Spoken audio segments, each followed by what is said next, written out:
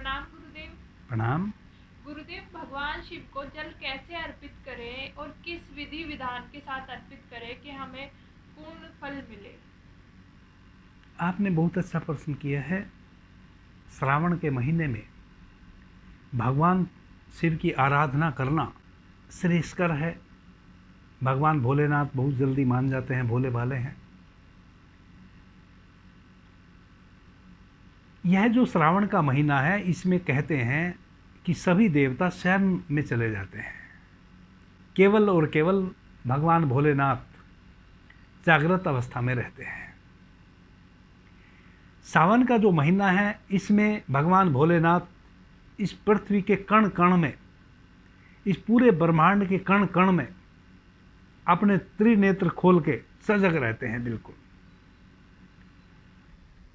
और भगवान तो भोले हैं। कैसे भगवान शिव में हो जाए कोई, कैसे उस शिवलोक में प्रवेश करे, उस त्रिनेत्र में प्रवेश करे, इस संबंध में भगवान शिव ने तंत्र की 112 विधियां बताई हैं मां पार्वती को लोक कल्याणार्थ। मां पूछती चली गई, भगवान शिव बताते चले गए। लेकिन यह सावन का महीना ऐसा है जो आपको सदियों, वर्षों तक किसी एक तंत्र की विधि के माध्यम से साधना करने में उपलब्ध होता है, वह आपको इस सावन के महीने में सहज रूप से उपलब्ध हो जाता है। भगवान शिव की भक्ति कैसे करें, भगवान शिव को जल कैसे चढ़ाएं, हम सनातनी लगभग सभी जानते हैं इस विद्या को। क्या भगवान शिव को चढ़ाया जाता है, यह भी सब जानते हैं। धतूरा भगवान शिव को प्रिय है। 3 पत्र वाला बेल का पत्र भगवान शिव को प्रिय है। और अलग अलग प्रकार की आदि व्याधियों में भगवान शिव को किसी व्याधि से बचने के लिए कुछ और चढ़ा दिया जा सकता है। जैसे मकर राशि के अगर जातक हैं तो उड़द की दाल जल में मिला के भगवान शिव को अर्पित करें, लाभ मिलता है। और इस प्रकार के बहुत सारे विधि हैं, विधान हैं। लेकिन देवों के देव महादेव की पूर्ण कृपा, हर प्रकार से कृपा, हर प्रकार से पूर्ण कृपा का क्या मतलब हुआ? पूर्ण कृपा का यह मतलब हुआ कि किसी को धन की जरूरत है, इसलिए वह भगवान भोलेनाथ की आराधना करता है। किसी कुंवारी कन्या की शादी नहीं हुई, सुयोग्य वर चाहिए, इसलिए वह भगवान भोलेनाथ से सुयोग्य वर की कामना करते हुए व्रत करती है और जल अर्पित करती है। किसी के घर में संतान नहीं है, संतानहीन कोई व्यक्ति है, वह इस कारण से भगवान भोलेनाथ की भक्ति में लगा हुआ है। यानी कि मनुष्य को बहुत प्रकार के, नाना प्रकार के कष्ट हैं, और नाना प्रकार के कष्टों के लिए पंडित पुरोहित अलग अलग रास्ते बताते हैं कि आप इस प्रकार से भगवान शिव की आराधना, पूजा, प्रार्थना कीजिए तो आप उस कष्ट से मुक्त हो जाएंगे। लेकिन एक ऐसा विधान भी है कि आप उस प्रक्रिया से, अगर एक ऐसी प्रक्रिया भी है कि उस प्रक्रिया से अगर आप भगवान भोलेनाथ, भगवान शिव की आराधना कर लें, जलाभिषेक उनको कर लें, तो समस्त समस्याएं आपकी कट सकती हैं, जितनी भी प्रॉब्लम्स हैं। भगवान भोलेनाथ जानते हैं किसको क्या चाहिए। आप परमात्मा से अलग कभी हो नहीं सकते। आप इस प्रकृति के हिस्से हैं, इस ब्रह्मांड के हिस्से हैं। आपने भोलेनाथ को विसम्मत किया है, भोलेनाथ ने आपको विसम्मत नहीं किया है। भगवान भोलेनाथ मृत्यु के देवता हैं। मृत्यु के देवता जब हम कहते हैं, इसका मतलब जन्म के भी देवता हैं, क्योंकि जिसको जन्म देने का अधिकार है वही तो मृत्यु का देवता है। यानी कि जहां से हम जन्मे हैं, मर के हम वहीं तो जाएंगे। तो भगवान शिव, उस शिवलोक से हम आए हैं, उस शिवलोक में ही हम जाएंगे। तो जब हम उस शिवलोक से आए हैं, भगवान शिव के घर से आए हैं, तो भगवान शिव को ना पता है कि हमें क्या प्रॉब्लम है, हमें क्या समस्या है, पता है। हमने भगवान शिव को विस्मृत कर दिया है, इसलिए भगवान शिव ने हम ही पे हमें छोड़ा हुआ है। तो क्या करें मित्रों? सोमवार की सुबह में जो आप भगवान शिव को जलाभिषेक करने जाएं, उसकी तैयारी आप रविवार से शुरू कर दीजिए। कैसे करें? रविवार को दोपहर बाद आप भोजन नहीं लीजिए। पहली बात, अगर आपने सोमवार को भगवान शिव का जलाभिषेक करना है तो आप रविवार की दोपहर के बाद, दोपहर यानी कि 3 बजे के बाद, दोपहर 3 बजे के बाद आप भोजन का त्याग कर दीजिए। रात्रि में हल्का फुल्का दुग्ध आहार करके आप सो जाइए।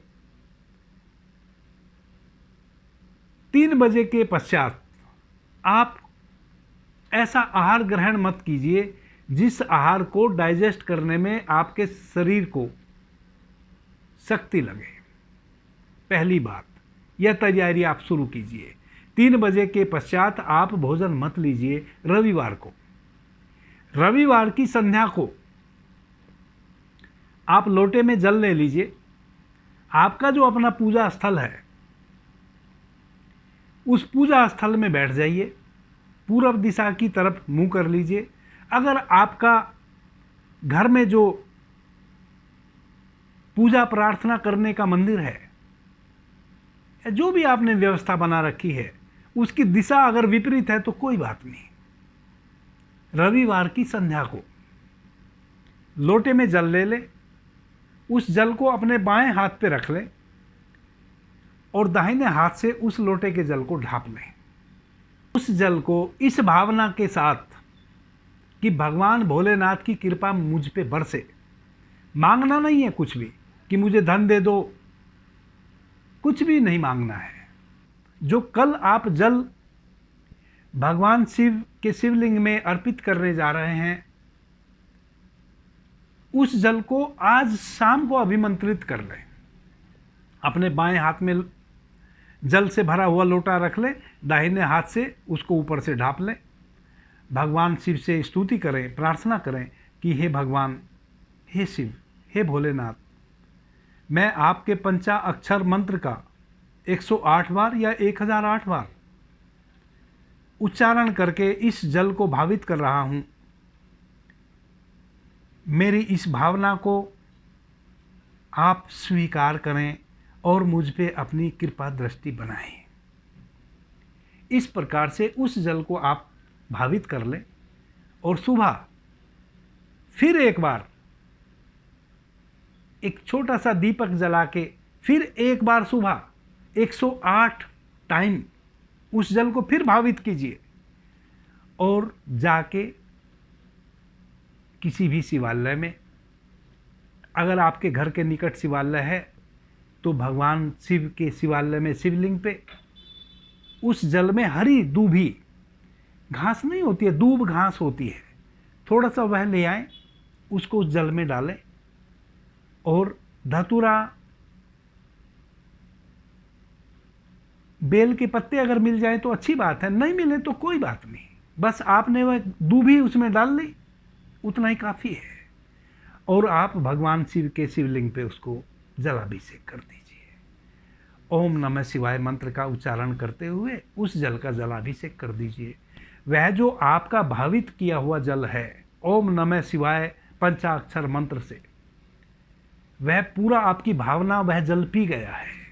जो भावना उस समय शिवलिंग पे जब आप जल अर्पित कर रहे होंगे, उस समय आप भीड़ में वह भाव दशा में नहीं होएंगे, तो आप उस भाव दशा को पहले ही उस जल में प्रवाहित कर लें, ताकि वह आपके द्वारा मंत्र की शक्ति उस जल में प्रवाहित हो जाए और भगवान शिव की शिवलिंग पे जब आप उस जल का अभिषेक करें तो आपकी भावना भी वहाँ जल के साथ साथ उस शिवलिंग पे प्रत्येक सोमवार को आप इस विधि से जलाभिषेक कर सकते हैं।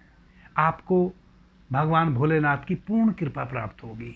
अगर आपके निकट कहीं आप ऐसे स्थान पे हैं जहाँ दूर तक शिवालय या शिवलिंग नहीं है, तो आप किसी भी बेल पत्थर का पेड़ होगा उसमें आप इस जल को अर्पित कर सकते हैं, क्योंकि पत्थर बेल का पेड़ जो है वह भगवान भोलेनाथ को अति प्रिय है।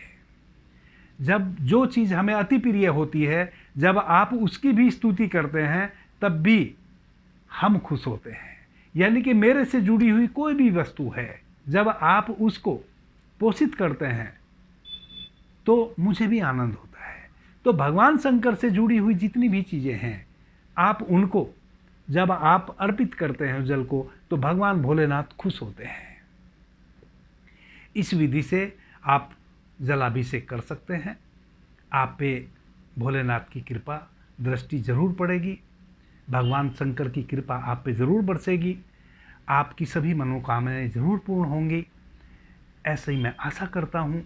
यह एक विज्ञान है, इस विज्ञान का बड़ा महत्व है, हमारी भावनाओं का बड़ा महत्व है। हम मंत्र का उच्चारण भी इसी कारण से करते हैं, ताकि हमारे मंत्र जो हमने उच्चारण किया, जो हमने ध्वनि पैदा की, और हम हमेशा अपने किसी भी शुभ कार्य में जल को अपने पास रख लेते हैं ताकि वह उस भावना को पी जाए और फिर हम उसका आचमन करते हैं। यह बहुत बड़ा विज्ञान है। आप उस जल के लोटे को लेके जब भगवान शिव के पंचाक्षर मंत्र का उच्चारण करेंगे, आपके उस मंत्र की शक्ति को वह जल अपने में अवशोषित कर लेगा, आपकी भावनाओं को वह जल पी लेगा, और जब आप उस जल को भगवान शिव के शिवलिंग पर अर्पित करेंगे, आपकी भावना भी वहाँ जल के माध्यम से अर्पित हो गई। भगवान शिव तक आपकी आवाज़ उनके कानों में ज़रूर पड़ेगी। आपने मुझे ध्यान से प्रेम से सुना, उससे मैं अनुग्रहित हूँ। सभी को मेरा प्रणाम। हर हर महादेव।